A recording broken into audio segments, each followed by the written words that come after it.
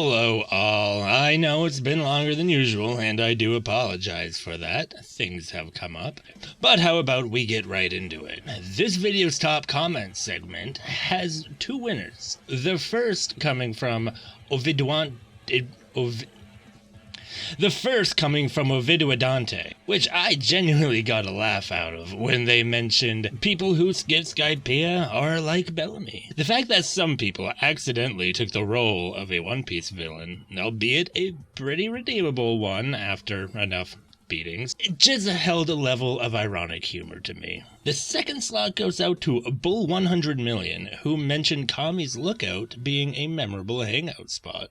I will save my reasoning for having two slots for the end of this video, as we are here for fun and entertainment. Today's video is on the real reason why Raditz never came back into the story during the events of Dragon Ball Z and Super. And man, didn't even come back in GT. Why was it? The most common reason for this people often think of when asked this question is that the animators and the manga artists did not want to color in that much hair all the time. As we all know, Goku's Super Saiyan was made to be a power-up, but also to save the artist from having to color in Goku's black hair all the time. One would think this would not deter them from continuing with a character that could have so much impact in the main character's development during his personal conflict of being a human or a Saiyan. Saiyans are said to hold infinite potential if they have the drive to keep practicing after being beaten or opposed. Goku beating him through the use of a friend should have made him surpass death itself, especially in the Dragon Ball world,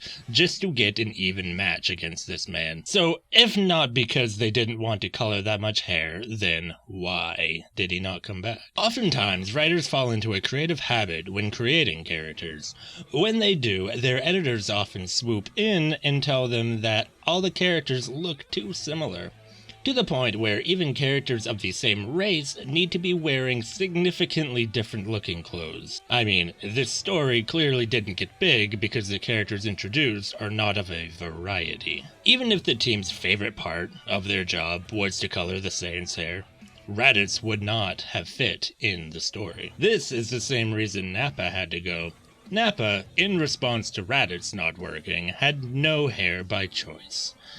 Just in the way Imperfect Cell was far from the final version of Cell due to his editors, Raditz was far from the final design on an extra Saiyan character. That eventually was Vegeta. Toriyama did what worked, but he also would not commit to what did not. An endlessly important lesson to learn from a professional creator. Your assignment today is to post an idea that you had that was inspired by someone you looked up to. Now for the explanation of the second slot, which I'm sure everyone has seen this coming. I have always told people that there are two people that inspired me to become an animator. The first person is Ichiro Oda, but the other one was Akira Toriyama. Their art style and the way their old stories were animated showed me I could make a great story even without the best art and animation skills. It is in fact the detail and character that you put in to the writing of your characters. Toriyama taught me so much and inspired me even more.